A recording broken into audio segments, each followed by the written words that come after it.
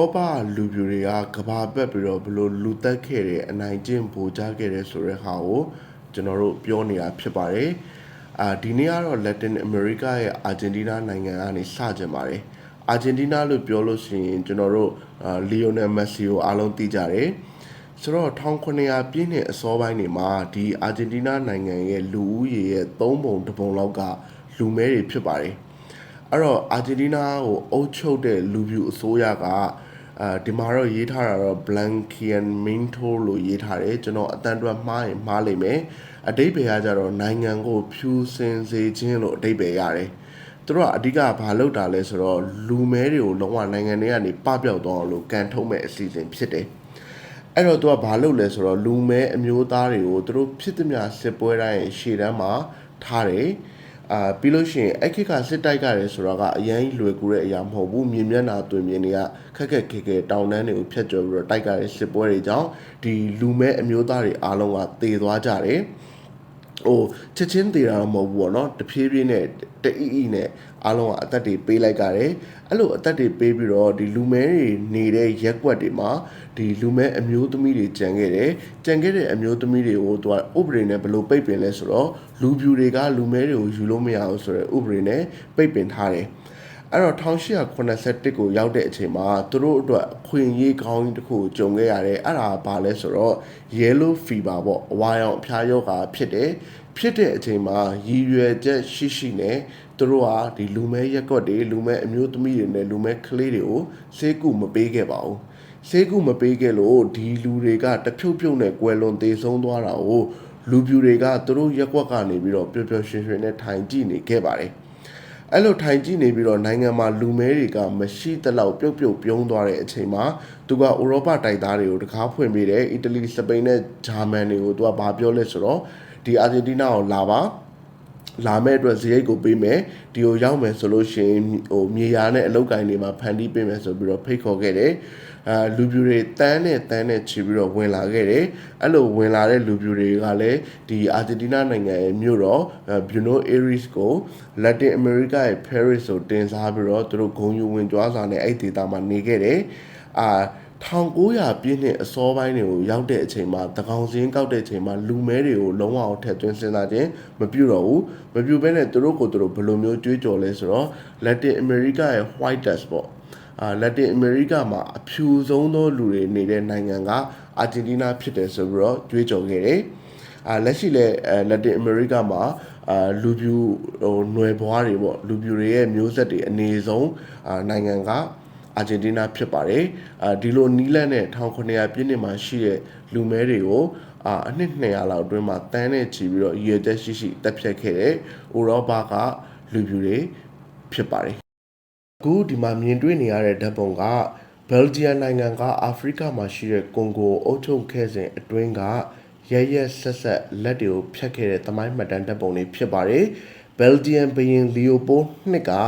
အာဖရိကမှာရှိတဲ့ကွန်ဂိုရဲ့ဒေသကိုသူအုပ်ချုပ်ခဲ့တဲ့အချိန်မှာကွန်ဂို Free State ဆိုပြီးတော့နာမည်ပေးတယ်19ရာစုအစောပိုင်းအောင်ရောက်လာတဲ့အချိန်မှာရာဘာလိုအပ်ချက်တွေကကြီးမားလာတယ်အဲ့တော့ဒေသခံတွေကိုရာဘာဆေးထုတ်လုပ်တဲ့နေရာမှာအတင်းအဓမ္မလုံအားပေးခိုင်းစေခဲ့ပါတယ်လာစာတပြားတစ်ချက်မှမရပါဘူးဘာအကျိုးခံစား권မှမရပါဘူးအဲ့ဒီအပြင်မှာတနေ့ကိုသူတတ်မှတ်ထားတဲ့ limit ပမာဏ rubber ဆေးကိုမရဘူးဆိုလို့ရှိရင်အဲ့ဒေသခံတွေကအသက်ခံရပါတယ်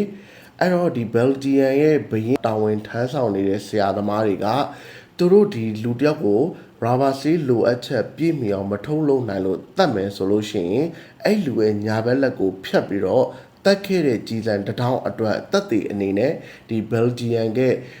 management မှာသွားပြီးတော့တက်တည်ပြရပါတယ်နောက်ပိုင်းမှာဘယ်လိုဖြစ်လာလဲဆိုတော့ဒီလိုမျိုးကြီးစံတထောင်သုံးတိုင်းမှာသူတို့လူတယောက်ကလက်ကိုဖြတ်ကြတယ်သူတို့အမဲလိုက်ဖို့အတွက်ကြီးစံတွေလိုအပ်တဲ့အချိန်မှာတော့လူတွေရဲ့လက်ကိုအတင်းအဓမ္မဖြတ်ပြီးတော့ဒါကရာဘာဆေးပြည့်မီအောင်မထုတ်လို့နိုင်လို့တတ်လိုက်ကြတဲ့လူတွေပါဆိုပြီးတော့ချင်းထဲမှာအပြည့်လက်တွေကိုထည့်ပြီးတော့ management တင်းကိုသွားပြီးတော့တင်ပြပြီးတော့ကြီးစံတွေကိုအမဲလိုက်တဲ့နေရာမှာအစားထိုးအသုံးပြုခဲ့တဲ့တမိုင်းမှတ်တမ်းအသက်တွေရှိပါတယ်လူတောင်းနဲ့ချီတဲ့လက်ကိုဖြတ်ခဲ့တယ်သူတို့ကတော့မှတ်တမ်းတွေကိုဖုံးကွယ်ထားတယ်ဒါပေမဲ့တချို့မှတ်တမ်းတွေထဲမှာဘာပြောထားလဲဆိုတော့ ဒီတနေ့ကိုလာပြီးတော့ကြီးစံနေပေါ့နော်အတောင့်100သုံးလိုက်တဲ့အတွက်လက်အချောင်း100ဆိုပြီးတော့ချင်းထဲမှာလက်အချောင်း100ကိုအပြည့်ထည့်ပြီးတော့လာပြီးတော့management တွေကိုအပ်ခဲ့တဲ့တမိုင်းတွေလည်းဒီမှာရေးထားတာတွေ့ရတယ်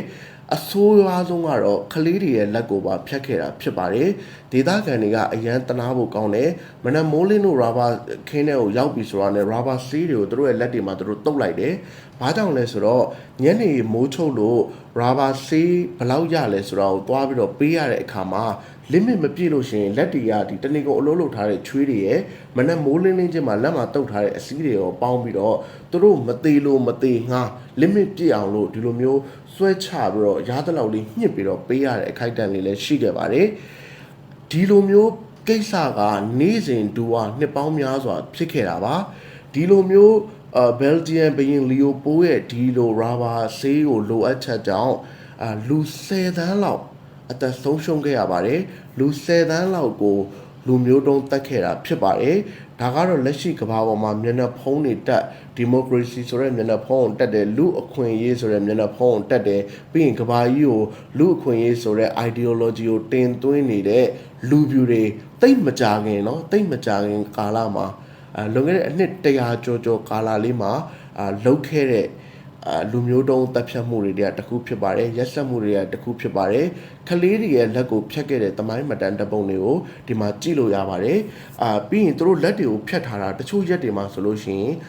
ရီလို့တွက်လို့တော့မရနိုင်တော့ဘူးအဲ့တော့ဘာလုပ်လဲဆိုတော့ဒီလက်တွေပုတ်တိုးသွားလို့ရှိရင်တို့ရဲ့ကြီးစံတတောက်အသုံးပြုခွင့်ဆုံးရှုံးမှာဆိုလို့ဒီလက်တွေကိုမီးကိုမှိုင်းတိုက်ပြီးတော့မပုံမတိုးအောင်လုပ်ထားတယ်ပြီးလို့ရှိရင်တို့ management တင်ကိုသွားပြီးတော့တင်ပြတာတွေရှိတယ်ဒီအကြောင်းချက်လက်တွေကိုမယုံဆိုလို့ရှိရင် Adam Hochschild ဆိုတဲ့လူရေးတဲ့King Leopold Goat ဆိုတဲ့စာအုပ်ထဲမှာသွားပြီးတော့ဖတ်ကြည့်လို့ရပါတယ်သူရက်ဆက်ခဲ့တဲ့တမိုင်းမှတ်တမ်းတွေကအများကြီးရှိပါတယ်ဒါပေမဲ့ကျွန်တော်အချိန်မရလို့ဗီဒီယိုအရှည်ကြီးလုပ်လို့အဆင်မပြေလို့ပါကျွန်တော်အချိန်ရခဲ့တဲ့အခါကြလို့ရှိရင်ဒီအကြောင်းအသေးစိတ်နဲ့ဒီစာအုပ်အကြောင်းကိုဗီဒီယိုအရှည်ကြီးလုပ်ပေးပါဦးမယ်ဒါကတော့ရာဘာဆေးအတွက်တန်းနဲ့ချီတဲ့အသက်တွေကိုလဲလှယ်ခဲ့ရတဲ့လူပြူတွေရဲ့ကွန်ဂိုနိုင်ငံမှာရုံမာခဲ့တဲ့အရာတွေတစ်ခုဖြစ်ပါတယ်ဒီနေ့ဗီဒီယိုကိုမေးခွန်းလေးတစ်ခုနဲ့စပြီးတော့ဖွင့်နေပါတယ်မင်းအိမ်မှာမင်းနေတယ်မင်းအဖေလည်းအဲ့အိမ်မှာနေတယ်မင်းအဖိုးလည်းအဲ့အိမ်မှာနေတယ်မင်းအဖိုးရဲ့အဖေကလည်းအဲ့အိမ်မှာနေခဲ့တယ်မင်းတို့မိသားစု50လောက် generation 50လောက်ကနှစ်ပေါင်း250လောက်အဲ့အိမ်မှာနေခဲ့တယ်တနေ့ကျတော့မင်းတို့အိမ်ကိုဟိုးကီလိုမီတာ9000လောက်အဝေးမှာရှိတဲ့လူတစုကရောက်လာတယ်ဒီအိမ်ကလွန်ခဲ့တဲ့အနှစ်3000လောက်ကသူတို့ပိုင်ခဲ့တဲ့အိမ်ပါလို့မင်းကိုပြောမယ်ပြောပြီးတော့မင်းကိုအချိန်1နာရီပေးမယ်ပေးပြီးတော့မင်းဒီအိမ်ကနေထွက်သွားဆိုပြီးတော့မင်းကိုပြောမယ်အဲ့လိုပြောတဲ့အခါမှာသူတို့ဘက်မှာလက်နက်ကင်ထားတဲ့ရဲသွုံးမို့စစ်သားတွေပါလာမယ်မင်းကအကဲလိုချင်တဲ့ပစ္စည်းတွေကိုယူပြီးထွက်မသွားဘူးဆိုရင်လည်းမင်းကိုအတင်းနှင်ထုတ်မယ်မင်းတို့မိသားစုမျိုးဆက်50လောက်နေခဲ့တဲ့အိမ်ရဲ့အရှိလေးမှာရွက်ဖြင်တဲလေးထိုးပြီးတော့နေရမယ်ဒါမှမဟုတ်ဒုက္ခသည်စခန်းတစ်ခုမှသွားပြီးတော့နေရမယ်အဲ့ဒါဆိုလို့ရှိရင်အဲ့မင်းအိမ်ကိုတိမ့်ပိုက်သွားတဲ့သူတွေဟိုကီလိုမီတာ9000အဝေး6000အဝေးလောက်ကလာပြီးတော့တိမ့်ပိုက်သွားတဲ့သူတွေကတရားမျှတတယ်လို့မင်းပြောလို့ရမလားအခုကျွန်တော်ပြတဲ့ဗီဒီယိုကိုကြည့်ပါဒီဗီဒီယိုမှာဆိုလို့ရှိရင်အရှေ့ဥရောပကဂျူးတွေအရှေ့ဥရောပကဂျူးဆိုတာကဂျူးစစ်တယ်မစစ်ဘူးဆိုတာကိုလုံးဝယတိပြတ်ပြောလို့မရဘူးနှစ်ပေါင်း2000လောက်ဒီအရှေ့ဥရောပကိုရောက်သွားတဲ့ဂျူးတွေကဒီအစ္စရေးအစိုးရကနေပြီးတော့ပြန်ခေါ်တဲ့အခါမှာရောက်လာတယ်အစ္စရေးအစိုးရကပါလက်စတိုင်းရဲ့အိမ်မှာအခုလိုမျိုးအတင်းအဓမ္မမတရားကျူးကျော်သိမ်းပိုက်တယ်ဒီဗီဒီယိုကိုကြည့်ပါ